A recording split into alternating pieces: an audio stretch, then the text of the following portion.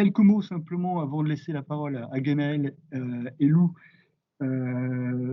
Concernant le campus de la gastronomie, le campus a été créé en mai 2019. Il a pour vocation de créer une véritable synergie entre trois structures académiques, trois structures d'enseignement, que sont l'ESA, École supérieure d'agriculture, l'UA et sa composante Estoie, Tourisme et Culture, et la Chambre de commerce avec ses deux CFA qui sont spécialisés en fait dans l'hôtellerie et la restauration. C'est un campus qui réunit, qui est un campus hors mur, qui réunit un peu plus de 1300 étudiants et apprentis autour de 37 formations autour de la gastronomie, qui propose en fait des formations du CAP au doctorat et à travers un peu cette philosophie de la fourche à l'assiette.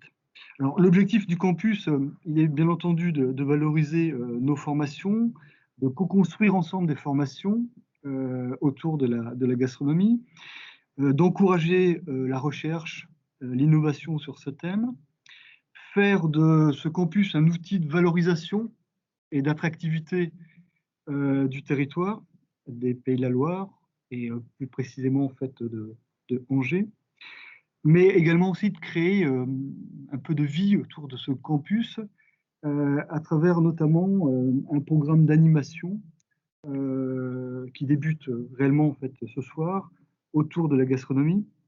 C'est l'exemple donc des rendez-vous gourmands que l'on va proposer mensuellement autour de différentes thématiques. Alors ça peut être autour d'une thématique, autour d'un produit. Aujourd'hui, ce sont les légumineuses, mais ça pourrait être également un focus sur la recherche. Ça sera en mars, sur les destinations gourmandes. Ou à travers une thématique qui est très importante, qui est la communication gourmande. Et là, on fera quelque chose au mois d'avril à travers un nouveau média qui s'appelle Business of Bouffe. Ça sera voilà, tout au long en fait, de l'année, on va proposer des webinaires sur ce format de 45 minutes, 1 heure maximum. Bon, donc pour animer ce premier webinaire, je vais laisser la parole à Gaëlle Dantec, qui est la chef du campus, et remercier chaleureusement Ganel Elou, hein, qui est enseignante à l'ESA, notre grand témoin de ce jour. Donc, merci de votre participation. Gaël, à toi, et ensuite à toi, Guénel. Merci beaucoup. Oui, eh bien, du coup, merci d'être aussi nombreux et nombreuses pour ce premier rendez-vous du goût, dans lequel on a souhaité effectivement mettre en avant un produit gastronomique qui sont les légumineuses, dont on entend de plus en plus parler, mais qui reste néanmoins relativement méconnu d'un grand nombre. Et nous avons souhaité donc mettre les légumineuses en avant aujourd'hui, car cela fait aussi écho aux rencontres francophones légumineuses, à la 3e édition de ce colloque international qui aura lieu donc les 24 et 25 février, qui aurait dû avoir lieu à l'ESA et qui là se fera du coup de façon virtuelle. Mais cela n'empêche pas d'attirer tout de même des centaines d'acteurs qui sont impliqués et intéressés par la recherche autour des légumineuses. Et d'autant plus effectivement que nous avons donc la chance d'avoir Guénaël Elou parmi nous, qui est enseignante chercheuse au sein donc de l'ESA et qui est experte, qui est même une pointure, si je puis dire, sur les légumineuses et qui est co-présidente donc de ce colloque des légumineuses. Et il nous a semblé intéressant de la faire intervenir aujourd'hui pour qu'elle vous en dise un petit peu plus sur ces fabuleuses légumineuses. Juste avant de lui laisser la parole, je vais également vous présenter la suite du déroulé de ce webinaire, car suite à la présentation de Guénaël, il y aura également l'intervention de Isabelle Maître, qui est elle aussi enseignante-chercheuse à l'ESA au laboratoire GRAP. Et il y aura également l'intervention avec elle de Brice Guérin, qui est lui enseignant-formateur à la CCI, et qui nous présenteront tous les deux donc l'aspect plus légumineuse et gastronomie, mais pour la vision un petit peu culinaire de la chose. Et suite à cela, il y aura également une session de questions-réponses pendant laquelle vous pourrez poser directement vos questions aux intervenants, ou sinon vous pouvez également les inscrire au fur et à mesure des interventions, donc dans le chat de ce webinaire, et je me chargerai de les remonter à la fin auprès de nos intervenants. Du coup, sans plus attendre, je laisse la parole à Guénaëlle pour sa présentation. Merci Gaëlle.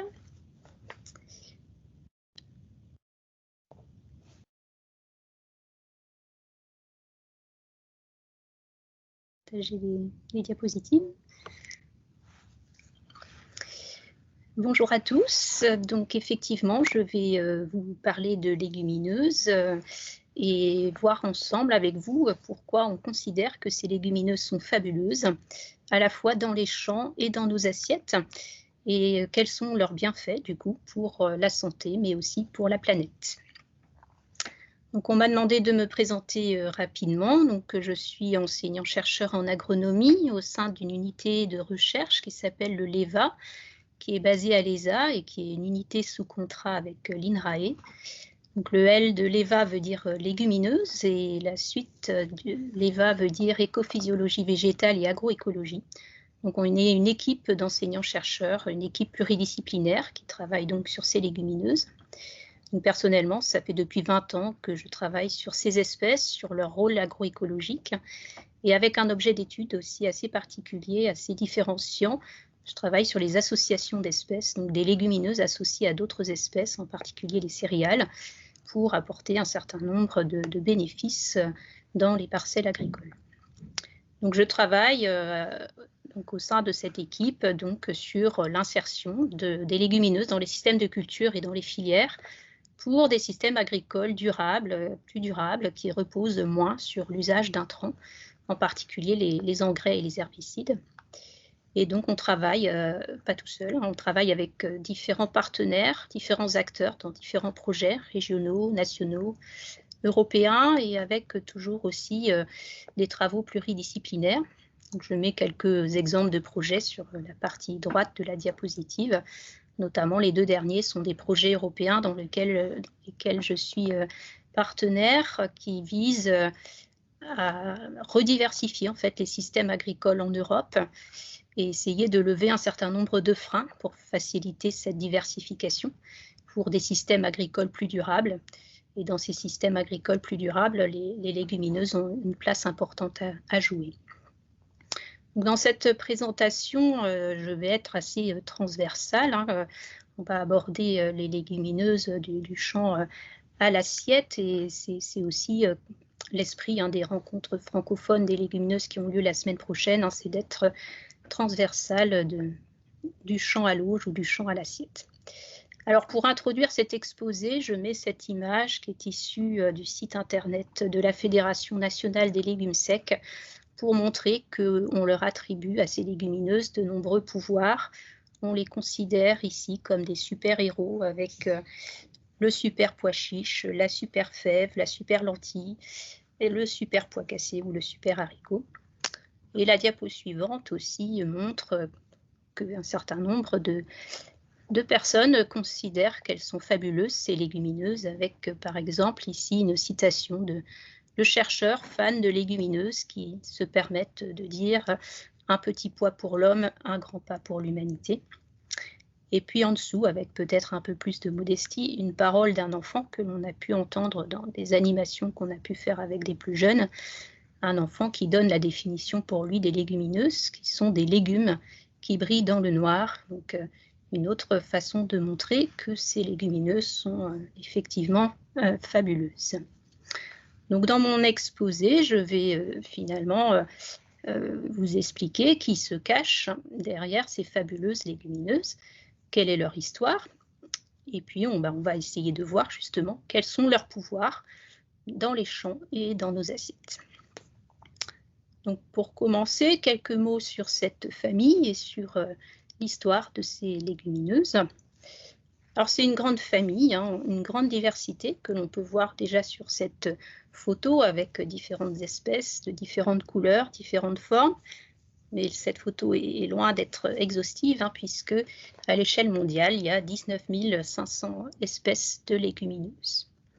Alors une diversité que l'on voit aussi du coup avec cette diapositive dans les champs, avec différentes espèces, le soja, la luzerne, le haricot, la lentille, le lupin, le trèfle, le pois. Donc des exemples ici de légumineuses qui ont des points communs, toutes ces espèces. Elles ont des gousses, elles ont aussi des fleurs qui pour la plupart sont en forme de papillon.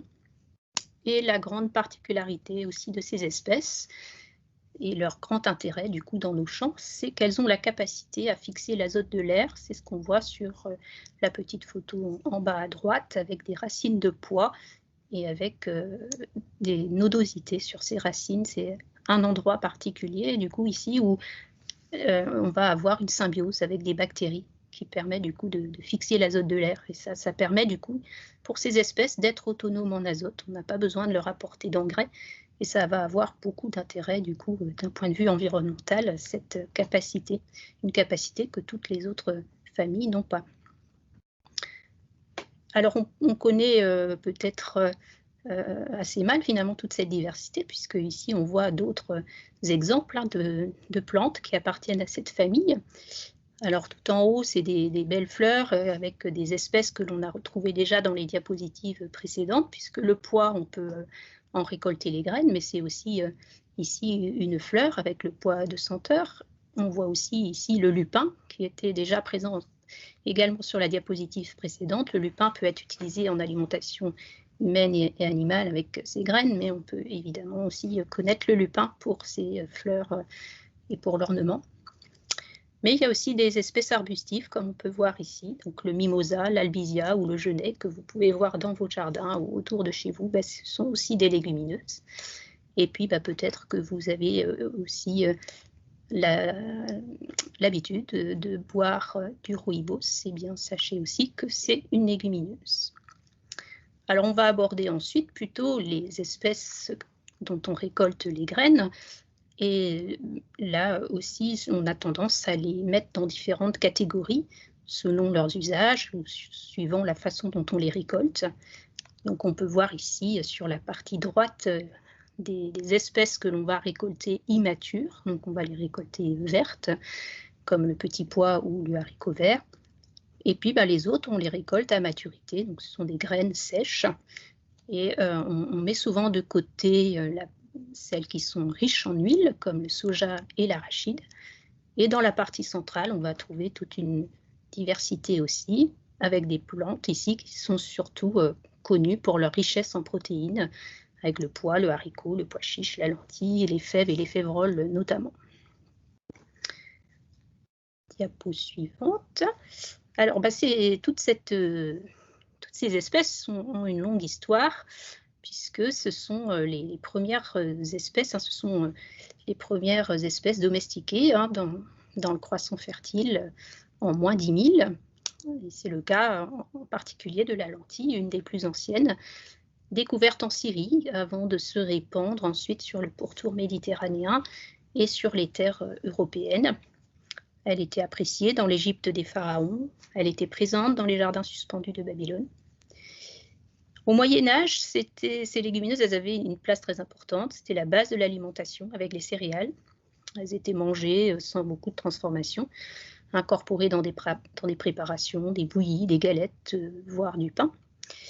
Et elles avaient peut-être une image qui n'était pas toujours très positive, puisqu'on pouvait parler plutôt de viande du pauvre par rapport à la viande qui, elle, était plutôt un produit de luxe.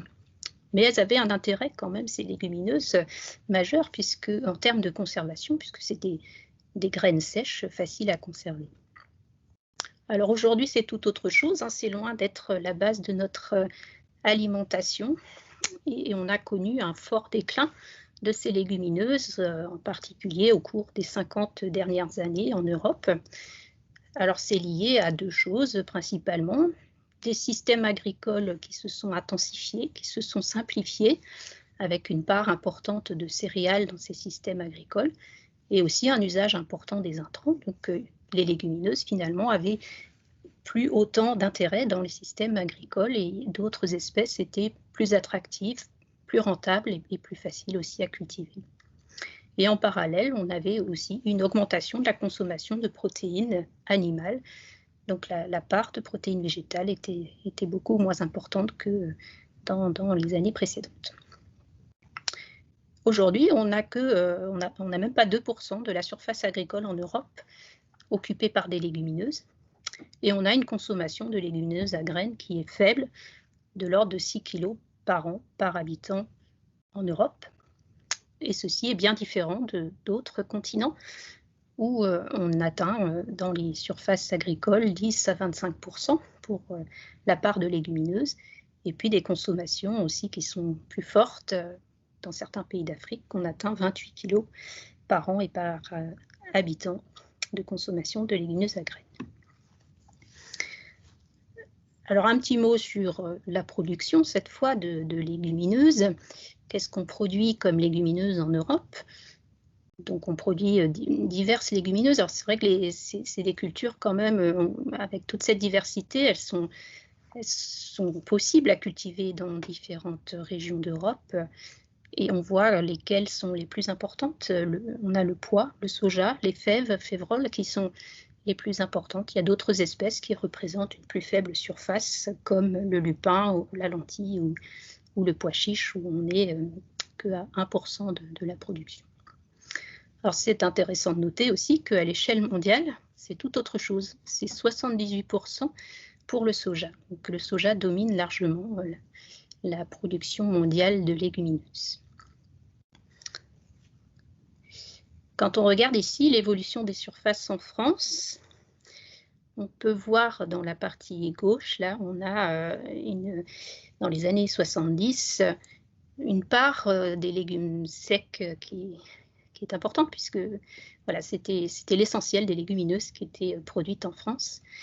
Et puis ensuite, il y a toute une autre partie là, qui apparaît sur le graphique en vert, c'est ce qu'on appelle les protéagineux. Donc ce sont des légumineuses aussi, mais c'est beaucoup ici le pois, la févrole, le lupin, qui ont connu ici un fort développement pour l'alimentation animale principalement, avec une volonté de réduire en tout cas la dépendance et de réduire les importations pour ces cultures-là. On revient peut-être à la diapo d'avant, s'il te plaît.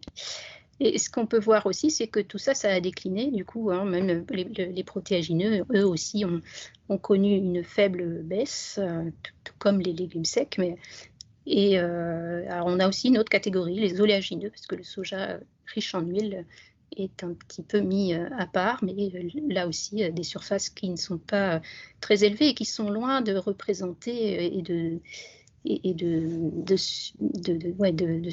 permettre de satisfaire les besoins pour l'alimentation animale, puisque 50 à 60% des besoins pour l'alimentation animale sont importés.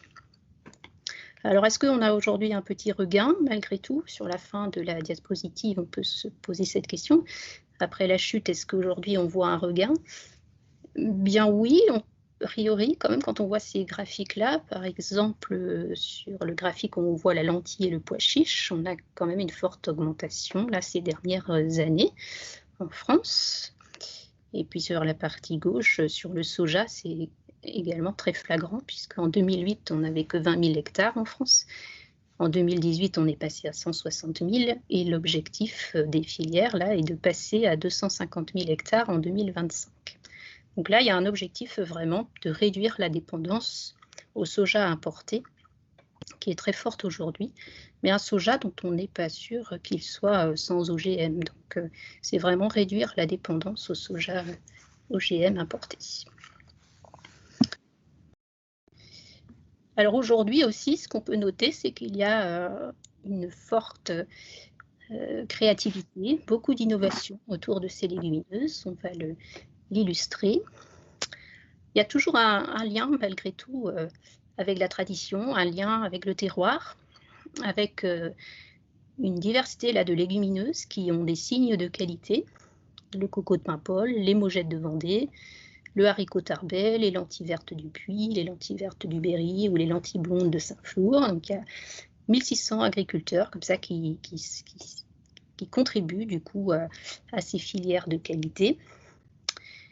Et puis on a aussi des plats traditionnels régionaux que vous connaissez et qui permettent de mettre en valeur aussi ces légumineuses avec le cassoulet ou un produit plus local, peut-être pour nous ici, les mogettes de Vendée et des fouets remplis de mogettes ici sur cette photo.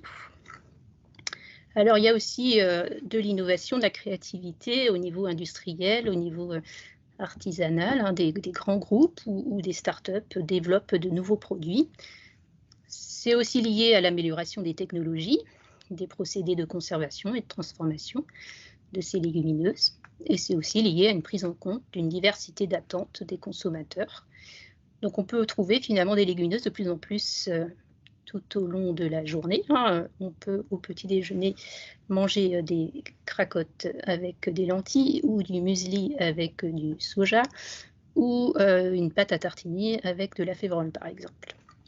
Et puis dans la suite de la journée, vous pouvez le midi trouver des salades à base de lentilles par exemple ou des pâtes aux légumineuses. D'ailleurs, le mot pâte, normalement, n'est pas autorisé. Hein. À partir du moment où on met des légumineuses, ça ne s'appelle plus des pâtes. Donc, sur le paquet, normalement, on ne voit pas afficher le mot pâte, qui est réservé aux céréales.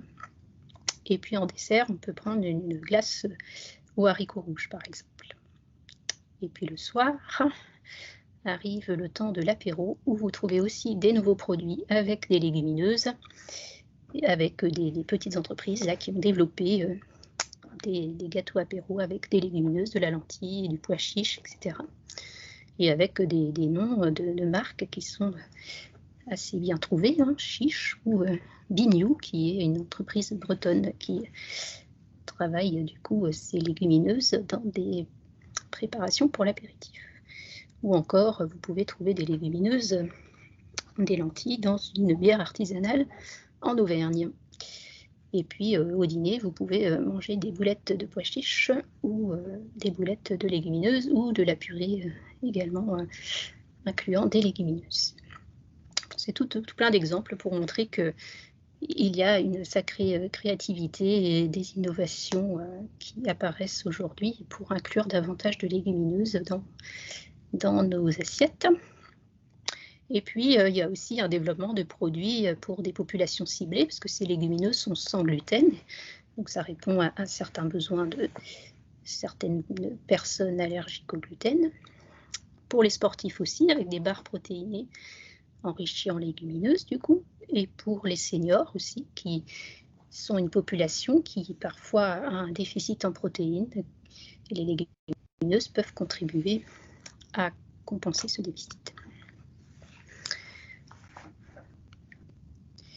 Alors, il y a aussi une actualité forte, puisque à l'échelle nationale, il y a des soutiens publics, il y a un plan protéines qui a été mis en place d'une grande envergure, puisque vous pouvez voir ici que le 1er décembre, le ministre de l'Agriculture a lancé le plan national protéines avec 100 millions d'euros pour développer les légumineuses et réduire les importations de soja OGM.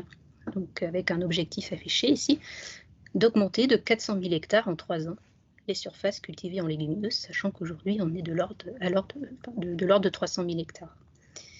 Donc, c'est un très, très fort objectif et une très forte volonté de développement des légumineuses en France. Nous allons passer du coup à la deuxième partie. Pourquoi cet engouement aujourd'hui? Quels sont leurs pouvoirs du coup à ces légumineuses dans les champs et dans nos assiettes?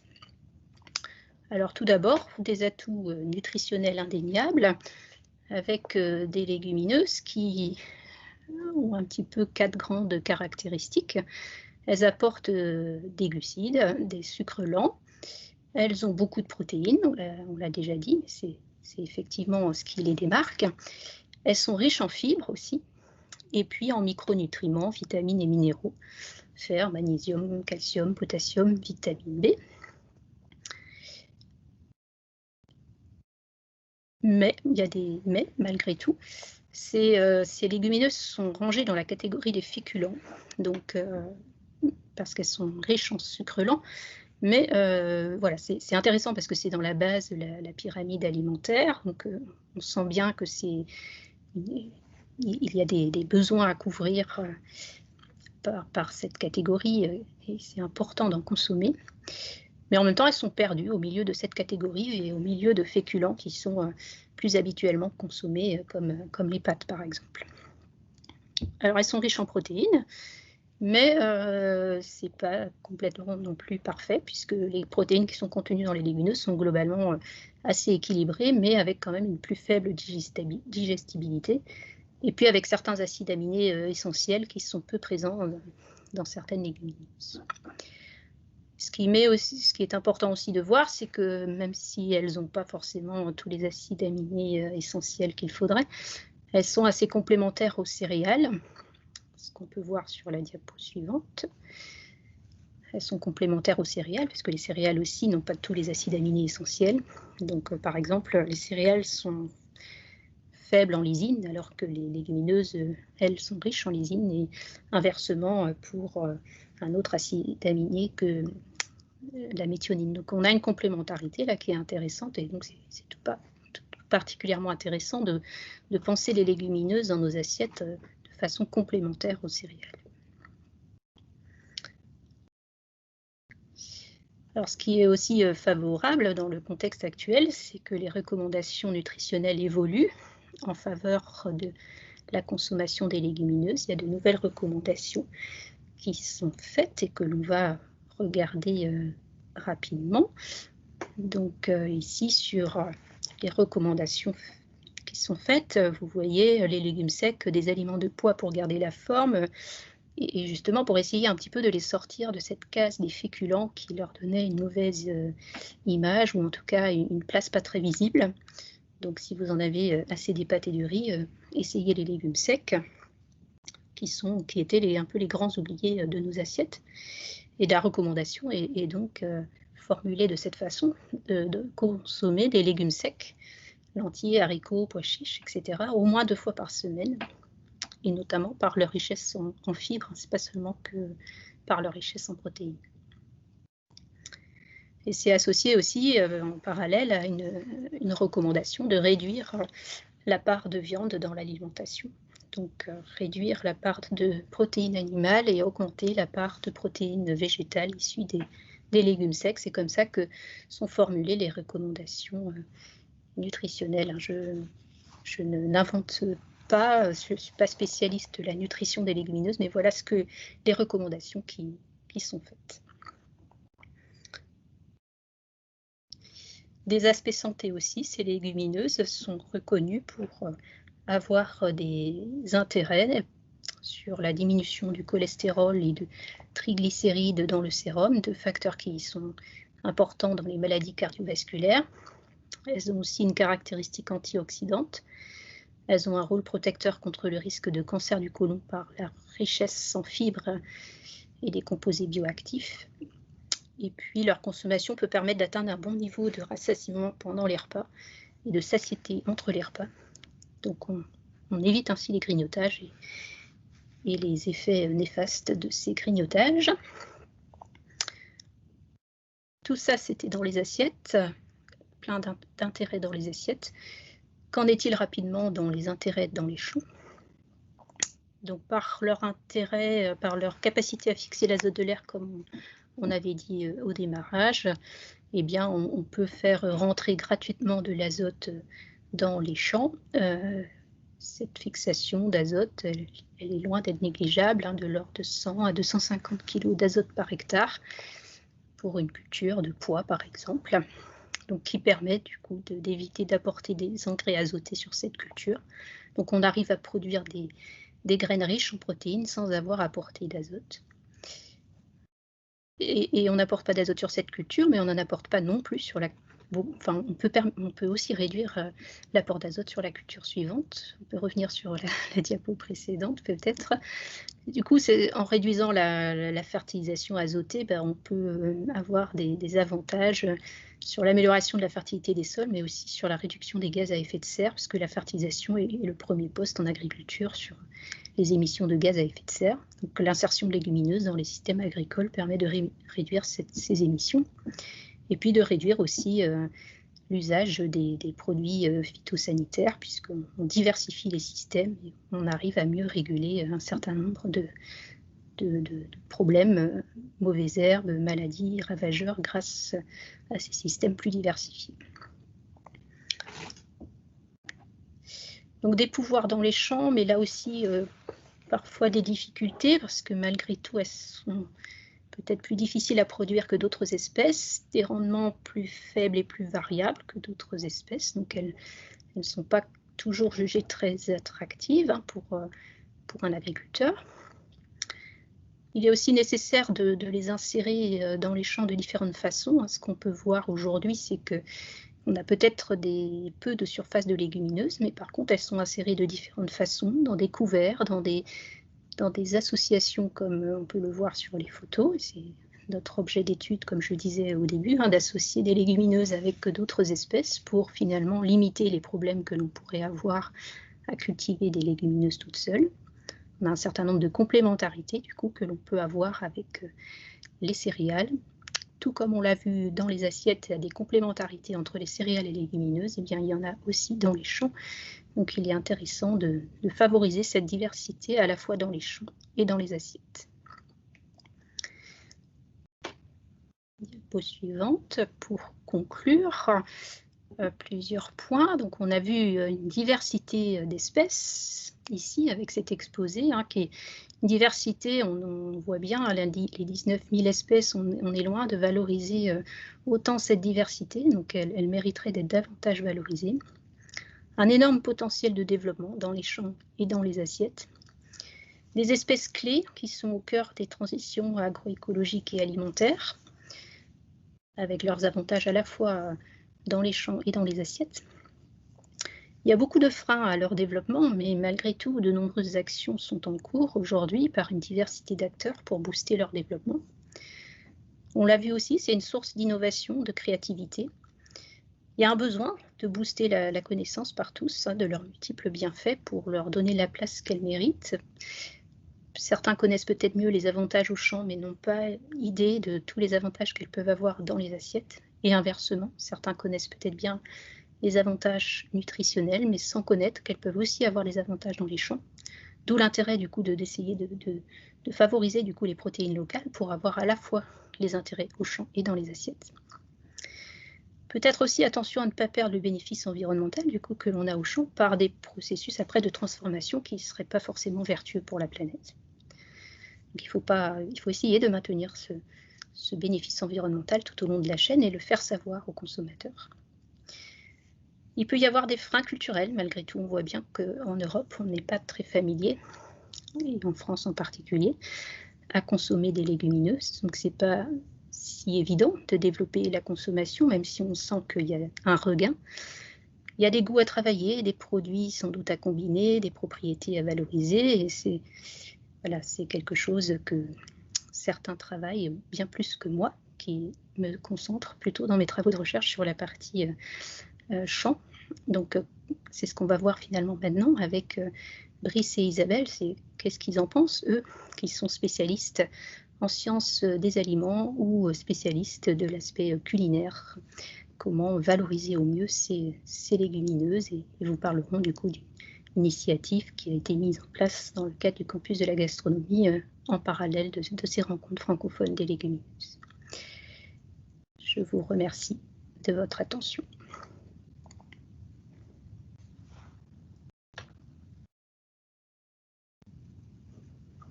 Peut-être du coup juste avant de redonner la parole à Isabelle Maître du coup et Brice Guérin pour nous parler de l'aspect culinaire du coup des légumineuses. J'avais une première question pour vous, Guénaëlle. C'était justement, vous parliez de l'importance des différents au sein des légumineuses.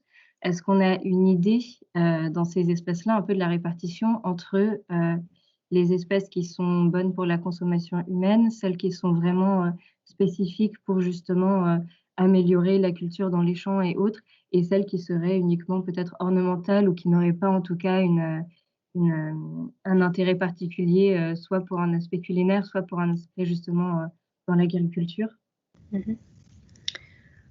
Pour celles qui sont les plus destinées à l'alimentation humaine, c'est la lentille, le pois chiche, les haricots. Dans les haricots, il y a toute une diversité aussi. Les fèves, voilà, il y a déjà une diversité ici qui est vraiment intéressante. Alors, elles n'ont pas toutes les mêmes propriétés, à la fois dans les champs et dans les assiettes. Pas la même richesse en protéines, notamment. Donc, et pas les mêmes propriétés. Donc, je pense que ça, Isabelle aussi pourra peut-être en dire quelques mots. C'est pas que la teneur en protéines qui est importante. Ces espèces-là peuvent avoir des propriétés fonctionnelles qui sont intéressantes à valoriser. Donc après, voilà, ces espèces-là, qui sont intéressantes pour les assiettes, elles sont toutes intéressantes au champ aussi. Elles ont des capacités à fixer l'azote et voilà, elles n'ont pas les mêmes capacités de rendement peut-être, mais un intérêt dans les champs qui est, voilà, peu importe, quelque part, la légumineuse, on va retrouver des intérêts pour toutes à les insérer dans les parcelles agricoles. Les ornementales, c'est un petit peu à part, puisque ce n'est pas les mêmes caractéristiques, évidemment, que l'on recherche dans le produit final. Mais pour les légumineuses, pour l'alimentation, évidemment, il y a des critères de qualité là qui ont de l'importance. Il y a aussi des aspects peut-être antinutritionnels aussi. Il y a des facteurs antinutritionnels dans certaines légumineuses et on ne peut pas du coup les complètement... il y a certaines limites peut-être à ne pas dépasser dans la consommation de ces légumineuses. Et c'est le cas aussi en alimentation animale. Il y a certaines restrictions dans leur utilisation liées à la présence de facteurs antinutritionnels et des choses qui diminuent aussi la digestibilité de ces protéines qui font qu'elles ne sont pas complètement au même niveau que les protéines d'origine animale. D'accord, très bien, merci pour cette réponse.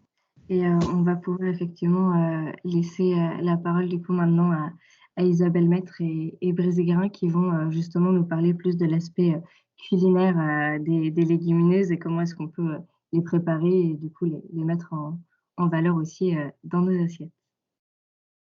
Merci, merci Gaëlle. Bravo Guénaëlle pour cet exposé très clair, très riche et très intéressant qui nous permet à Brice et moi de vanter les mérites des légumineuses plutôt en cuisine. Alors je vais peut-être commencer avant Brice puisque je suis un petit peu en amont, Brice étant plus près de l'assiette du consommateur que moi-même. Donc j'ai eu la chance donc je suis Isabelle Maître, je suis enseignant-chercheur à l'École supérieure d'agriculture et j'accompagne des étudiants de 4e et 5e année sur tout ce qui est les domaines de l'agroalimentaire, la science des aliments, etc. Mais ma discipline de recherche porte davantage sur le goût des aliments, le plaisir de manger et comment développer des aliments qui plaisent aux consommateurs tout en respectant l'environnement. Donc évidemment, les légumineuses sont une véritable opportunité pour ça. Et dans le cadre du campus de la gastronomie, j'ai eu vraiment le plaisir de relever un défi avec mes collègues de la CCI et de l'ESTUA, qui étaient à l'origine, puisqu'on avait encore plein d'espoir, qui était à l'origine de nourrir les participants des rencontres francophones des légumineuses et de les nourrir avec des légumineuses. Donc ça, je laisserai la parole à Brice pour vous expliquer comment on avait prévu ça et comment on y serait arrivé si les participants avaient eu la chance de pouvoir venir à Angers pour assister à cette conférence. Le dîner de gala aurait été absolument magnifique. Le défi qu'on a relevé en agroalimentaire pour aussi atteindre les objectifs qui nous sont donnés, c'est de rentrer dans les habitudes quotidiennes des Français, les légumineuses au menu. Et c'est vrai que Guénaëlle a cité des recettes traditionnelles, mais entre le petit salé aux lentilles et puis le cassoulet, on se retrouve relativement, alors je caricature un peu, mais relativement limité dans l'offre alimentaire autour des légumineuses pour qu'on... C'est pas encore rentré dans les habitudes des Français. Donc pour ça, il faut pouvoir peut-être les détourner. Donc on est parti en fait avec nos partenaires du campus de la gastronomie. On est parti en fait, nous, côté ESA, donc il s'agit d'étudiants, que je remercie au passage, d'étudiants en agroalimentaire, qui ont travaillé plutôt sur le potentiel de ces matières premières. Donc on est allé chercher des légumineuses locales, donc de la Mogette, du pois chiche, du haricot rouge, du haricot blanc, du flageolet, des lentilles. Toutes ces légumineuses venaient de Vendée. Et puis, il faut savoir que ces légumineuses qui sont riches en protéines, la protéine, c'est une molécule qui offre une énorme variété dans le monde du vivant et qui peut avoir des propriétés très intéressantes, notamment parce que c'est des molécules assez grosses et qui peuvent apporter de la texture ou de la consistance. Donc certaines d'entre elles peuvent nous aider à faire à mousser les produits. C'est ce qu'on fait avec les blancs d'œufs. D'autres vont nous permettre de réaliser une émulsion. C'est encore ce qu'on fait avec dans ce cas-là, le jaune d'œuf, quand on fait une mayonnaise. Ou alors, on va pouvoir épaissir une sauce. Donc, finalement, avec ces protéines végétales issues des légumineuses, on s'est attaqué à la caractérisation de ces propriétés. Donc, les étudiants ont travaillé à partir de ces légumineuses fournies par le GIE de Vendée pour essayer d'identifier quel potentiel elles pouvaient avoir en cuisine. Donc, on a bénéficié de l'accord de réaliser des travaux pratiques en présentiel. Donc, heureusement pour nous, les étudiants de 4e année ont pu travailler une semaine à distance sur tout ce qui est bibliographie, puis 15 jours en présentiel, avec l'aide de Monsieur Guérin qui leur avait enseigné les techniques culinaires autour des légumineuses. Ils ont travaillé sur soit une application sauce, donc qui est à partir des légumineuses, comment je fais une mayonnaise, ou alors une application biscuit roulé au chocolat, donc à partir de légumineuses, comment je réalise un dessert. Donc ils ont exploré un peu toutes ces différentes matières premières et ont pu transmettre à l'équipe de la CCI des fonctionnalités, des caractéristiques de ces matières premières qui pouvaient être utilisées en cuisine. Alors, nos étudiants ne sont pas des chefs cuisiniers, loin s'en faut, mais ils sont capables de relier les caractéristiques des matières premières avec des fonctionnalités dont on a besoin en cuisine qui étaient pertinentes. Ce passage de relais, il est parti vers la CCI et ensuite vers l'Estoile et la livraison finale aurait dû être le menu de gala, mais monsieur le chef Guérin va vous expliquer un petit peu ce qu'il en est en fait. Alors je vais quand même vous signaler que si vous voulez voir une restitution de ce travail des étudiants, je vous invite à vous inscrire aux rencontres francophones des légumineuses et à assister à la session poster du jeudi 25 février à 11h30. Je vais quand même citer les étudiants qui ont participé à ce travail. Donc Simon Beaujat, Antoine Bercani, Clara Bureau, Esteban Guillot, Céline Landbeck, Charlotte Blin, Hélène Brichon, Margot Brigand, Maureen Kerloguin et Lucie Lajoux, que je remercie, et qui vont synthétiser ce travail qui a été passé aux étudiants de la CCI. Donc je vous passe la parole, Brice. Merci beaucoup Isabelle. Bien, bonjour à tous. Moi, je vais continuer justement sur cette collaboration, je dirais à titre personnel, franchement extraordinaire. Parce que en tant que cuisinier, ça fait 40 ans que je fais de la cuisine. Je n'avais jamais pensé pouvoir un jour collaborer. Et la preuve en est que dans nos métiers, on peut encore en apprendre et ça, c'est génial. Pour ce qui est de la cuisine, justement, ce challenge en fait qu'on s'est un peu donné tous ensemble, que ce soit à partir justement d'Isabelle Maître à l'ESA par le contact sur les légumineuses, moi m'a permis d'avoir une approche de celle-ci totalement différente de celle que j'imaginais auparavant, c'est-à-dire comme un chef de cuisine, une garniture d'un plat concocté, comme on dit, un cassoulet, etc. Et puis d'introduire mes jeunes en 2e année de CAP, donc cuisine, dans un premier temps pour prendre les informations données par les camarades de l'ESA, les ingénieurs, et dire maintenant qu'est-ce qu'on peut créer, revisiter, revoir par rapport à ces légumineuses et en créer un menu. Ce qui a donc été fait, il y a toute une étude qui a été faite à ce niveau-là. On a essayé de rechercher l'utilisation de divers légumineuses sous diverses formes et puis de créer des recettes, de revisiter des recettes, voire d'innover. Ça a été le cas. Et en l'occurrence, on a trouvé des choses fabuleuses parce que bon, on était peut-être terre à terre en cuisine, bon, mais les haricots blancs, ça va avec le gigot et ainsi de suite. Et on a vraiment poussé à l'extrême justement cette possibilité de dire on va chercher des capacités, des possibilités d'utilisation de ces produits en eux-mêmes. En l'occurrence, en remplaçant la farine de blé, par exemple, par de la farine de lentilles, la farine de pois chiches, l'aquafaba, etc.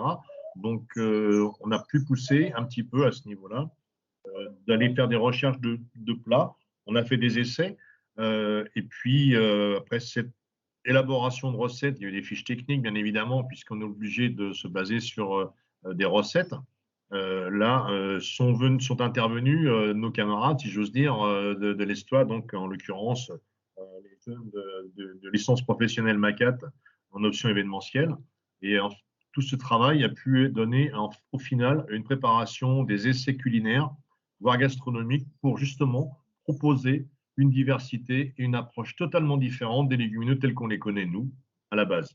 En l'occurrence, pour vous donner un petit peu l'eau à la bouche, le menu qui a été concocté par nos jeunes, que ce soit CAP deuxième année et les licences professionnelles, millefeuilles de pois cassés à l'amande et coriandre, mousseline de patates douces, gel de citron, chips de coriandre.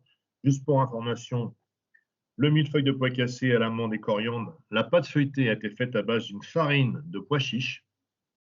Donc là, automatiquement, on a enlevé la farine de blé et ça a fonctionné. Donc ça fait quelque chose d'assez intéressant au niveau gustatif. En présentation, sincèrement, novice, quelqu'un ne le connaît pas, on ne lui dit pas. Je pense qu'on peut faire quelque chose d'assez intéressant. À suivre, on a proposé un cannelloni on l'a appelé comme ça, cannelloni véganissime, farci avec un chili végétarien, le tout sublimé par une espuma de béchamel. Ce cannelloni véganissime, en fait, a été fait à base de farine de lentilles du Puy. Donc, on a vraiment recréé une pâte, si on peut dire une pâte, mais une pâte à cannelloni à base de farine de lentilles du Puy en l'occurrence, qu'on a garni avec des haricots blancs et haricots rouges dans un petit peu expliquer que dans le chili con carne, là, il y avait con chili con sin carne. Et en l'occurrence, le blanc reportait un petit peu la matière grasse qu'on peut retrouver quelquefois dans le chili.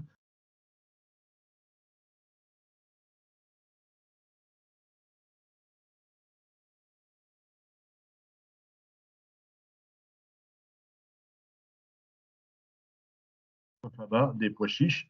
Donc, en l'occurrence, justement, grâce aux informations que nous ont données les jeunes ingénieurs de l'ESA, on a pu utiliser ce produit et en pouvoir présenter le plat en tant que tel.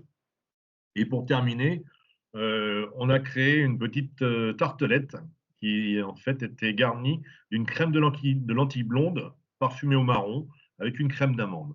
Donc là, vraiment, on a essayé d'utiliser un maximum de légumineuses sous toutes ces formes, que ce soit en légumineuses entières, cuites bien évidemment, soit sous forme de farine, que quelquefois on a dû faire par nous-mêmes. On a tamisé, on a travaillé, on a cuisiné, et de telle façon qu'on a pu faire une présentation d'un produit. Sincèrement, ce menu, pour moi, il est gastronomique. Il a été préparé plusieurs fois.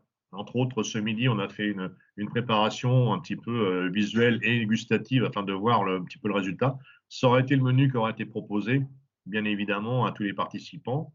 Maintenant, je pense que ce menu, il sera à disposition et il n'y aura pas de souci pour qu'il soit dégusté plus tard sans aucun problème.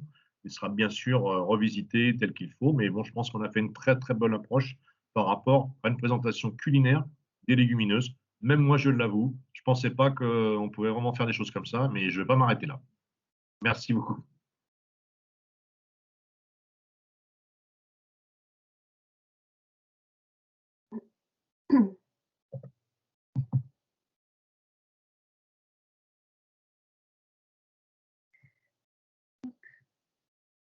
Du coup, effectivement, donc merci à tous de votre participation. On peut passer sur la session de questions-réponses. Et il me semble que j'en ai vu dans le chat. Alors, je vais les reprendre de suite. Hop. Tac. Effectivement, oui, donc on avait une question qui demandait si toutes les graines de légumineuses sont comestibles.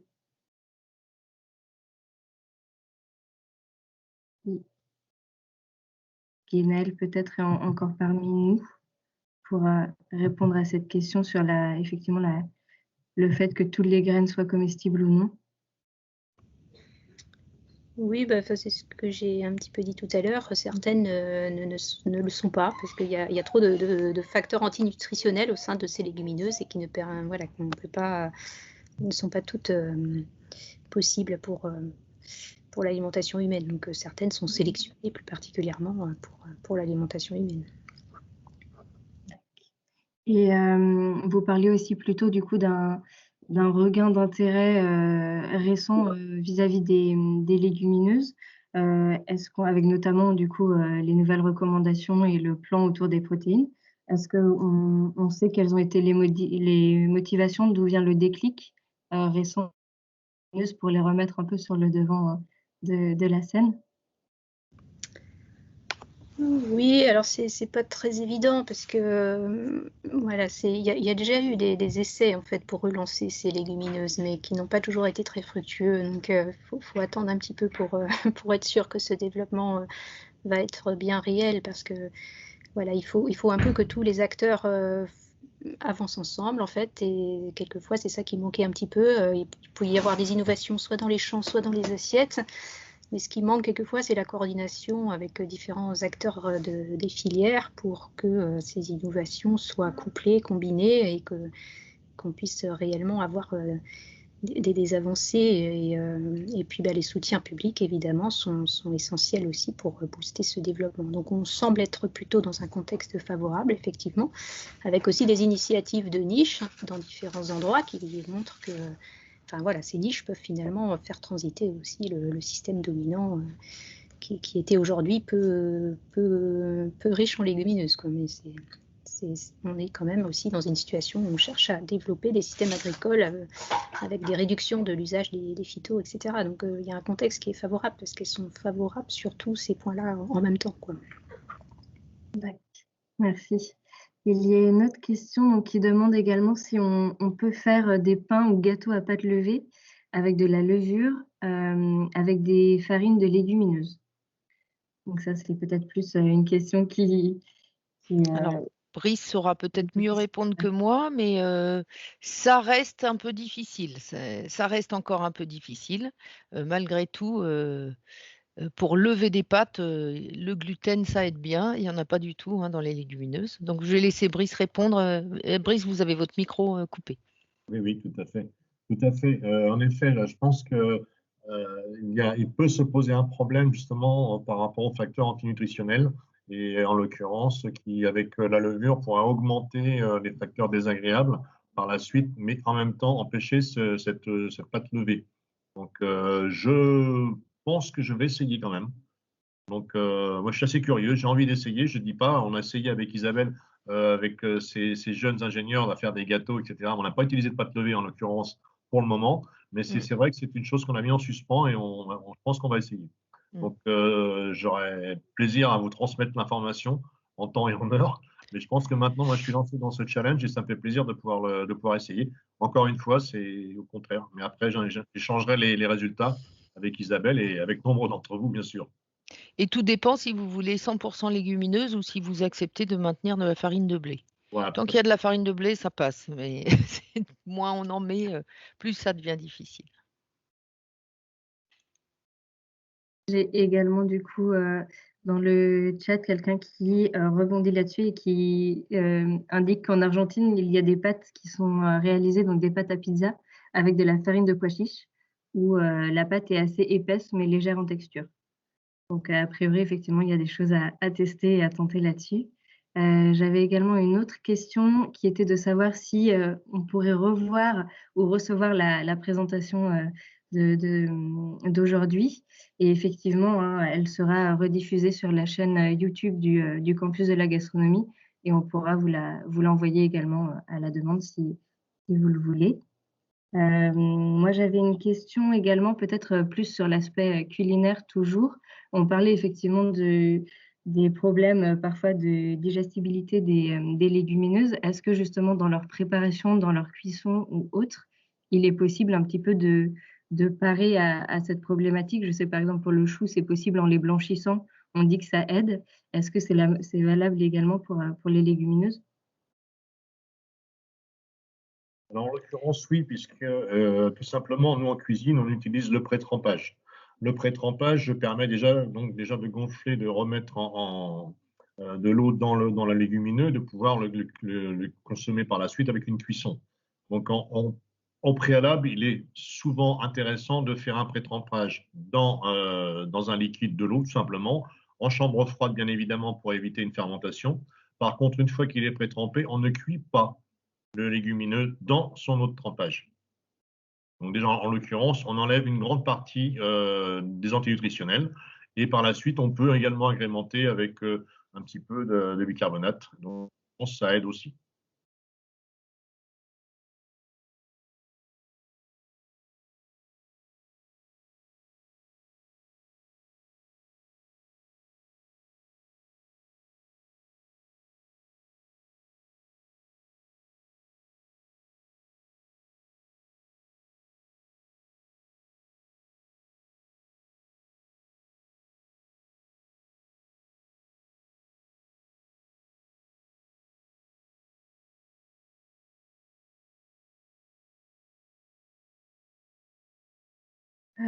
J'ai également une autre question qui demande si vous avez déjà essayé d'utiliser des légumineuses germées.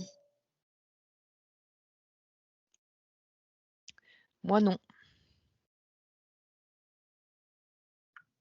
Alors pour ma part, en cuisine, non, on évite, sincèrement. D'accord. J'avais également moi une question peut-être plus sur l'aspect culture des légumineuses. Donc on a vu que et ce sera la dernière question. On a vu qu'en France on était un petit peu, on n'avait pas énormément de surface de production qui était dédiée aux légumineuses, et on voyait également dans sur leur origine, qu'elles venaient de Syrie ou d'Égypte. Est-ce qu'il y a un facteur aussi de climat ou de terroir qui ferait qu'elles s'adaptent peut-être moins en France, ou c'est pas forcément dû à ça non plus, le fait qu'il y en ait peu dans nos champs actuellement?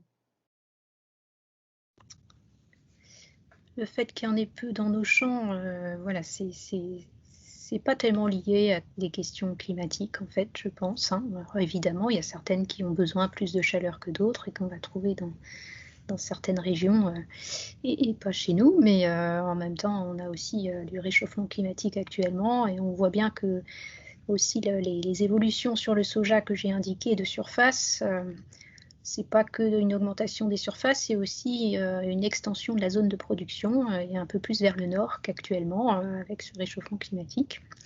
Mais globalement, voilà, il y a une telle diversité qu'il n'y a pas de raison qu'il n'y en ait pas certaines qui soient adaptées à nos climats. C'est pas tellement ça la raison principale, hein, c'est plus les difficultés de production. Elles sont sensibles à certains facteurs climatiques, mais aussi à différents problèmes de maladies, de ravageurs. Elles sont quand même aussi peu compétitives vis-à-vis des mauvaises herbes par rapport à d'autres cultures. C'est pour ça qu'il est intéressant de les associer à des céréales, par exemple. Et puis sinon, bah, je pense que c'est le fait qu'elles ne soient pas trop dans nos assiettes. Après, c'est plus des freins. Voilà, c'est vrai qu'en Espagne, en Italie, enfin dans d'autres... et puis dans d'autres régions du monde, on est plus habitué à en consommer. Parfait. Eh bien, merci beaucoup pour vos interventions. Je relève juste une dernière question et on va s'arrêter après celle-là. C'est par rapport à un participant qui demandait si on pouvait avoir des recettes par rapport aux légumineuses. Et donc, comme l'ont présenté Isabelle et Brice, effectivement, certains étudiants et apprentis du campus ont travaillé, ont concocté un menu vraiment autour des légumineuses. Ce dernier, on pourra vous le communiquer également sur nos réseaux sociaux, et il sera présenté, donc on le disait un petit peu plus tôt, lors des RFL, donc les 24 et 25 février, donc dans quelques jours. Donc effectivement, on attendra cette date-là pour révéler l'ensemble du menu, mais vous aurez bien accès à tout ça également. Tout à fait. Bon. Eh bien, merci une nouvelle fois à tous pour votre participation et bonne soirée à vous et à très vite pour un prochain rendez-vous. Merci.